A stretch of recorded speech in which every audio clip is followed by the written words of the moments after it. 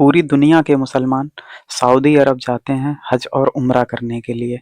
ऐसे ही भारत से 51 लोग निकले थे सऊदी अरब के लिए कि वो उम्रा करके आएंगे। लेकिन वहां पहुंचने के बाद उनमें से 42 लोगों के साथ एक हादसा हो जाता है। हादसा इतना बड़ा होता है कि उन 42 के 42 लोगों की जान चली जाती है।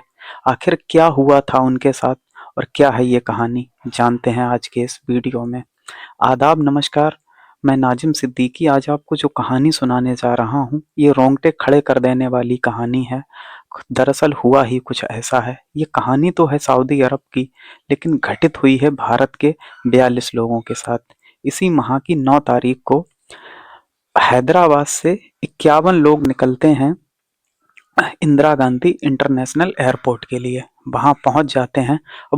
अब उन 51 लोगों में 18 लोग तो एक ही फैमिली के होते हैं और बाकी लोग अलग अलग होते हैं। वो 18 लोग एक साथ एक फोटो क्लिक कराते हैं जिसमें कुछ महिलाएं होती हैं, बच्चे होते हैं, बुजुर्ग होते हैं। ऐसे कर कर 51 लोग थे। अब ये लोग निकल जाते हैं सऊदी अरब के लिए। वहां पहुंच जाते हैं, ये मदीना में समय बिताते हैं।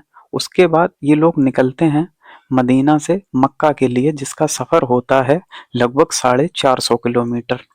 एसी बस होती है, अच्छी एयर कंडीशन बस होती है, उसमें ये निकलते हैं।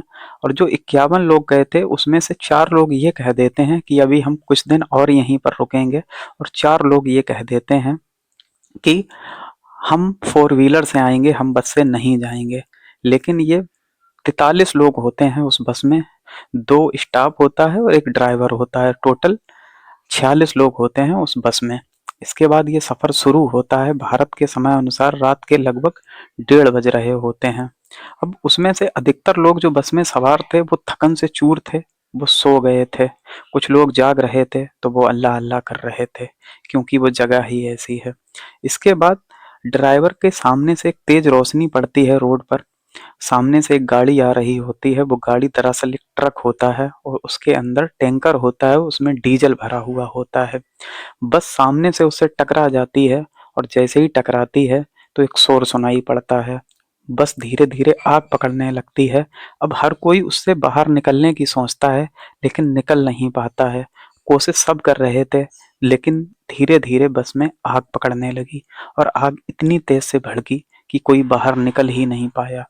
उन 43 लोगों में से सिर्फ एक जो था शख्स, जो इन 42 लोगों के साथ था, वो तो किसी तरह से उस बस से बाहर निकल गया और उसने अपनी जान बचा पाई। उसके बाद जब वो बाहर निकलता है तो बस और तेज से जलने लगती है। वहां से गुजरने वाली गाड़ियां जब उस बस का और उस ट्रक का मंजर देखती हैं तो वो रुक जाते हैं। तुरंत पुलिस को कॉल की जाती है, फायर ब्रिगेड आती है। जब तक आग बुझाई जाती है तब तक सब कुछ खत्म हो गया था, वो सारे लोग खत्म हो गए थे। उनके शवों की हालत ऐसी हो गई थी जो शायद पहचानने लायक नहीं थी। आग इतनी तेज से भड़की थी, महज डीजल की वजह से। डीजल बहुत जल्दी आग पकड़ लेता है। उसके बाद जैसे ही ये खबर भारत में आती है तो हड़कंप मच जाता है। हर मुसलमान और हर इंसान कहीं ना कहीं दिल में एक अफसोस करता है कि वो लोग कितने अच्छे सफ़र के लिए निकले थे, जो उनका आखिरी सफ़र बन गया। इसके बाद जब मृतक लोगों के घर पर ये सूचना पहुंचती है तो वो लोग काफ़ी परेशान होते हैं। इसके बाद वो लोग कहते हैं, भारत सरकार एक्टिव होती है इसमें, हर मंत्रालय एक्टिव होता है, हर तरह से सहायता की जा रही है। अब मृतक के घर वाले एक सवाल उठाते हैं कि वो जो खत्म हुए लोग हैं उनकी बॉडी को भारत भेजा जाए और भारत में ही उन्हें दफन किया जाए। लेकिन सऊदी गवर्नमेंट एक आदेश देती है, वो ये कहती है कि सब इतनी तरह से जल चुके हैं, उन्हें पहचानना मुश्किल है, जो भारत भेजना भी शायद संभव ना हो सके। तो वो एक फरमान जारी करते हैं कि इन सारे लोगों का जो दफन होगा वो सऊदी अरब में ही होगा। लेकिन वो एक चीज़ और कहते हैं कि जितने लोग मृतक हैं, इनके घर से हर मृतक के साथ 2 लोग आ सकते हैं जो इनके लास्ट कार्यक्रम यानी दफन वाले में शामिल हो सकें, जो इन्हें दफन कर सकें इन्हें। अब जो लोग खत्म हुए हैं वो कहीं ना कहीं एक उम्मीद लेके गए थे, बहुत सारे लोगों की दुआएं लेके गए थे और यहाँ वादा करके गए थे।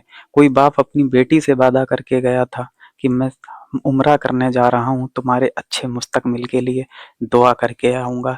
वैसे ही जब कोई मुसलमान हज या उम्रा करने जाता है तो उसके रिश्तेदार बहुत सारी दुआओं के लिए उससे कहते हैं कि जब तुम वहाँ पहुँचो तो हमारे भी हक में दुआ कर देना। अमूमन ऐसा होता भी है। हर किसी इंसान के दिल की ख्वाहिश होती है जो मुस्लिम होता है कि वो ज़िंदगी में एक बार हज या उम्रा करने जा सके। बड़े किस्मत वाले लोग होते हैं जो उस मुकाम पर पहुंच जाते हैं, जो हज या उम्रा करके आ पाते हैं। ये लोग भी बहुत उम्मीद के साथ वहाँ गए थे, लेकिन ज़िंदगी का कोई भरोसा नहीं होता है, कब किसी के साथ क्या हो जाए। आज की कहानी में इतना ही। अपना ख्याल रखिए, अपनों का खूब सारा ख्याल रखिए। जय हिंद।